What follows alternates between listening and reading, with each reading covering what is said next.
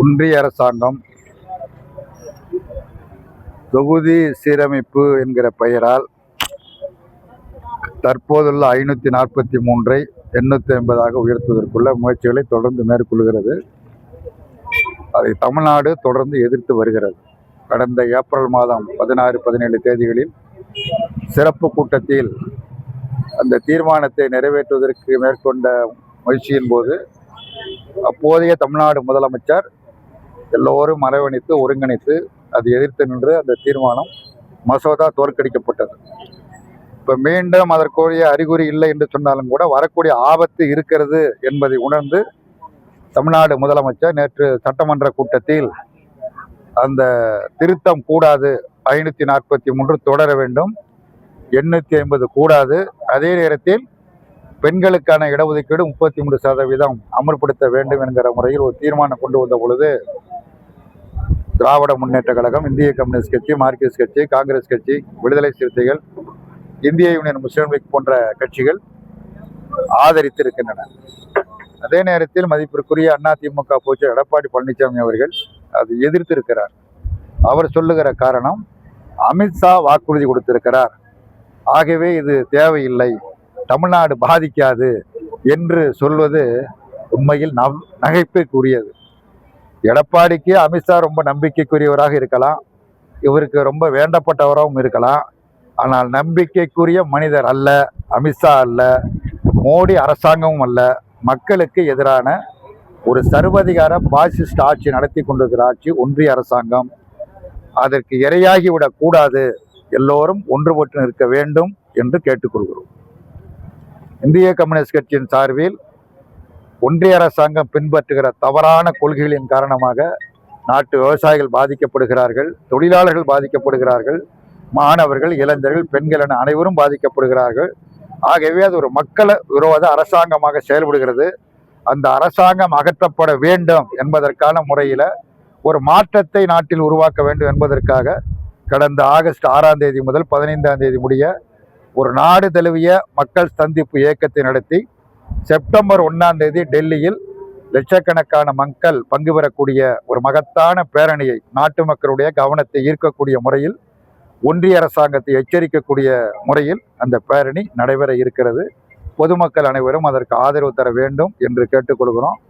தமிழ்நாட்டில் பல்வேறு பிரச்சனைகளில் சட்டமன்றத்தில் ஒருமனதாக தீர்மானங்கள் நிறைவேற்றப்படுவது வரவேற்கத்தக்கது, மகிழ்ச்சி இருக்கிறது. தமிழ்தாய் வாழ்த்துக்கு முன்னுரிமை, அதே போல் நீட் நுழைவுத் தேர்வுக்கு எதிரான தீர்மானங்கள், அதே மாதிரி இப்பொழுது தொகுதி மறுசீரமைப்பு கூடாது என்பது போன்ற பல பிரச்சனைகளில் அரசு ஒரு முன்முயற்சி எடுத்து ஒரு முழுமையானதான கருத்தை உருவாக்குவதில் முயற்சி எடுத்திருப்பது என்பது வரவேற்கத்தக்கது, பாராட்டுக்குரியது. அதே போல காவிரி நதிநீர் பிரச்சனை தமிழ்நாட்டினுடைய உயிர்நாடி பிரச்சனை.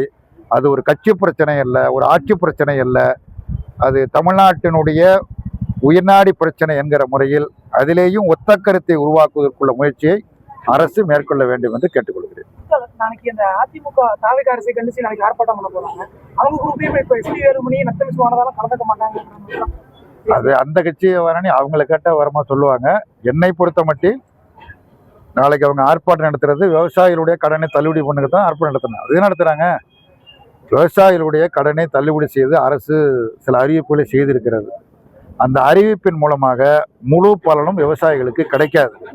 உண்மையிலேயே பலன் கிடைக்க வேண்டும் என்று சொன்னால் 5 ஏக்கருக்கு உட்பட்ட விவசாயிகள் அனைவருக்கும் முழுமையான கடன் தள்ளுபடியும், 5 ஏக்கருக்கு மேலுள்ள விவசாயிகளுக்கு அவர்கள் பெற்றிருக்கிற கடனில் 50% தள்ளுபடியும் அரசு செய்ய வேண்டும். அதான் தேர்தல் வாக்குறுதி. நான் தேர்தல் வாக்குறுதி இதை நிறைவேற்றுங்கிற நிர்பந்தப்படுத்தலை. நீங்கள் இப்படி செய்தால்தான் அது விவசாயிகளுக்கு பயனளிக்கும். இப்பொழுது நீங்கள் செய்திருக்கிற அறிவிப்பால் பெரும்பாலான விவசாயிகள் பயன்பெற மாட்டார்கள்.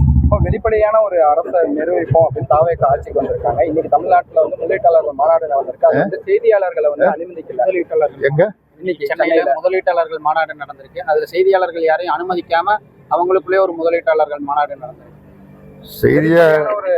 செய்தியாளர்களை அனுமதிச்சாதான் அங்க என்ன நடந்தது, என்ன தீர்மானம் பொதுமக்களுக்கு தெரியும். செய்தியாளர்கள் என்பவர்கள் செய்திகளை பொதுமக்களுக்கு கொண்டு சேர்ப்பவங்க தான் செய்தியாளர்கள். இப்படி ஒரு பெரிய மாநாடு இன்னைக்கு பத்திரிகையெல்லாம் பூரா முதல் பக்க விளம்பரமா செய்தியில் வந்திருக்குது. அப்படி ரொம்ப முக்கியத்துவம் வாய்ந்த லட்சக்கணக்கான இளைஞர்களுக்கு வேலை வாய்ப்பை தரக்கூடிய அந்த மாநாட்டில் செய்தியாளர்களை அனுமதித்து இருந்தால் அந்த செய்தி மக்களை சென்று அடைந்திருக்கும். ஏன் அனுமதிக்கணும்னு தெரியல. இது போன்ற மாநாடுகளில் அனுமதிக்க வேண்டும் என்று கேட்டுக்கொள்கிறேன். முதலீட்டாளர்கள் மாநாட்டில் 75% கடந்த திமுக ஆட்சியில் இருக்கும்போது போடப்பட்ட ஒப்பந்தங்கள்லாம் இப்ப நிறைவேற்றப்பட்டிருக்கு அப்படின்னு சொல்லிட்டு முன்னாள் தொழில்துறை அமைச்சர் சொல்லியிருக்காரு. அதை எப்படி பாக்குறீங்க? அதாவது இதுல சண்டையோ சச்சரவோ தேவையில்லை.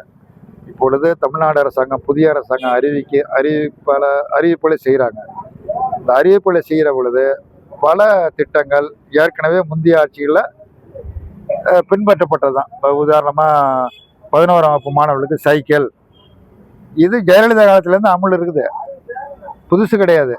இப்போ அவங்க புதுசாக சொல்கிறது ஒரு ஹெல்மெட் தர்றாங்கிறாங்க, அதுதான் புதுசாக தவிர மற்றபடி சைக்கிள் கொடுக்கறதுங்கிறது நீண்ட காலமாக இருக்கிறது. மாதிரி பெண்களுக்கு உதவித்தொகை முந்தைய ஆட்சி காலத்தில் கொடுக்கப்பட்டது, இப்போ 2500ன்னு சொல்லியிருக்காங்க, அது கொடுக்கலங்கிறது வேற விஷயம்.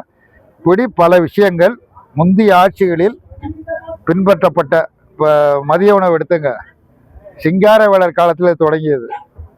சென்னையில் மாமன்ற உறுப்பினர் அந்த சிந்தனை சிற்பி சிங்காரவேலர் காலத்தில் நீதி கட்சி ஆட்சியில் இருந்த பொழுது தொடங்கப்பட்டது. பிறகு அது காமராஜ் காலத்தில் மதிய உணவு, பிறகு சத்துணவு, அப்புறம் அது என்னமோ அப்படியே வளர்ச்சி பெற்று இப்போ காலை உணவோடு சேர்த்து இது 8ஆம் வகுப்பு வரை என்று வந்திருக்கு. முந்தைய ஆட்சிகள் ஒரு திட்டத்தை செயல்படுத்த சொன்னால் அதனுடைய தொடர்ச்சியாக தான் அடுத்தடுத்து வருகிறது.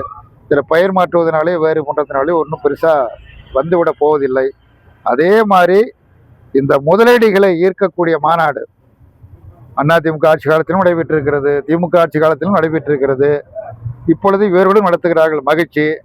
அது முந்தைய அரசாங்கத்தில் பல முயற்சிகள் எடுத்து அது பாதியிலே நின்றுருக்கும். அது விடாமல் தொடர்ந்தாங்கன்னா நல்லது தான். அது ஒன்றும் பெரிய தவறுன்னு நான் சொல்கிறதுக்கு இல்லை. ஒவ்வொரு ஆட்சியும் ஒரு முயற்சி எடுக்குது, வளர்ச்சி திட்டங்களுக்கான முறையில் முயற்சிகள் எடுக்கிறாங்க. அதை தொடர்ந்து அது முழுமையாக அது முடிஞ்சா நல்லது. அதற்கான முயற்சிகள் இருக்க வேண்டும். சார், இப்போ இந்த அரசு ஆரம்பிச்ச உடனே 200 யூனிட் மின்சாரம் இலவசம் அப்படின்னு சொன்னாங்க. ஆனா இப்ப கடந்த சில மாதங்களா மின்சார கட்டணம் ரொம்ப உயர்ந்திருக்குன்னு சொல்லிட்டு பொதுமக்கள் தரப்புல குற்றச்சாட்டு இருக்கு. அதே மாதிரி சென்னையில இப்ப சொத்து வரி உயர்வு பல மடங்கு உயர்ந்திருக்கிறதாகவும் குற்றச்சாட்டு இருக்கு. அதை எப்படி பாக்குறீங்க? அது மின்சார கட்டணம் ஒட்டுமொத்தமாக உயர்ந்ததா தெரியல.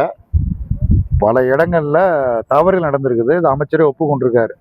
பல இடங்களில் இந்த கணக்காளர்கள் செய்கிற தவறா அது வேறு காரணமாக என்னன்னு தெரியல. ஒரு 200 ரூபா மின் கட்டணம்னா 500, 1000, 2000 வருது. அந்த மாதிரியான பலங்கள் தவறு ஏற்பட்டிருக்கு. அதை சரி செய்ய போகிறோம் என்று அமைச்சர் தெரிவித்திருக்கிறார். அதை சரி செய்கிறது மட்டும் இல்லாமல் தடையில்லா மின்சாரம் வழங்குவதற்குள்ள ஏற்பாட்டை செய்யணும். சென்னை மாநகரத்தில் சொத்து வரி உயர்த்தப்பட்டிருப்பதாக இன்றைக்கு காலையில் ஒரு பத்திரிகையில் செய்தி பார்த்தா, மற்ற பத்திரிகையில் அதை காணும். அது பற்றியான முழுமையான விவரம் தெரியவில்லை. அரசு அது குறித்து ஒரு வெளிப்படையாக தெரிவிக்க வேண்டும். அது தெரிவித்தா தான் அதை பற்றி கருத்து சொல்லலாம். ஏன்னா ஒரு பத்திரிகையில் செய்தி வந்திருக்குது, மற்ற பத்திரிகையில் வரல. அது எல்லாருக்கும் வந்திருக்கா என்னன்னு இன்னும் முழுமையாக தெரியல. அப்படி அந்த பத்திரிகையில் உள்ள செய்திப்படி பார்த்தால் அவ்வாறெல்லாம் உயர்த்தினால் பொதுமக்கள் கடுமையாக பாதிக்கப்படுவார்கள். பொதுமக்கள் பாதிக்காத வகையில் வருவாயை பெருக்குவதற்குள்ள முயற்சியை அரசு மேற்கொள்ள வேண்டும்.